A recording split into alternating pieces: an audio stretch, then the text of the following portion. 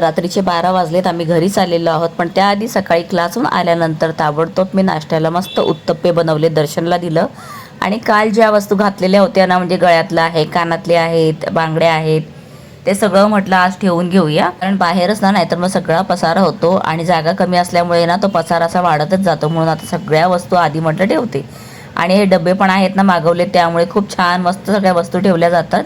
जर तुम्हाला डबे हवे असतील तर मी त्याची लिंक तुम्हाला पाठवेल. सो चला, आता इथे ना लादी पुसायला घेतली तर हे जे डाग आहेत त्या रांगोळीचे आहेत आणि ते जातच नाही आहेत. त्याच्यावरती मी सर्फ वगैरे पण लावून झालं. तर तुमच्यापैकी कोणाला माहीत असेल तर मला प्लीज सांगा. आणि डायरेक्ट रात्री शूट केलं, जेव्हा मस्त जेवणासाठी मी बनवलेलं आहे पिठलं.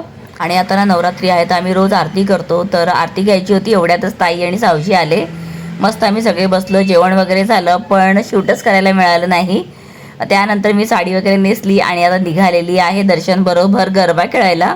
पण गंमत अशी झाली की अर्ध्या रस्त्याला पण पोचलो नाही की जोरदार पावसाने सुरुवात केली.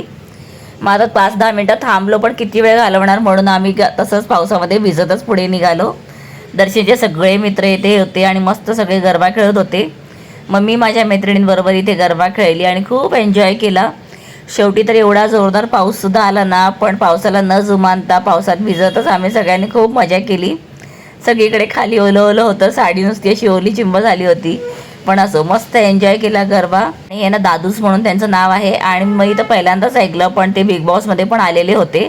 सो छान वाटलं. गरबा तर अप्रतिम झाला आमचा. तिथून मग 12 वाजले आम्हाला घरी निघायला. तुम्ही गरबा प्रेमी आहात का मला सांगा, आणि तुम्ही कुठून माझे ब्लॉग पाहताय ते कमेंट करून सांगा. Bye bye, good night.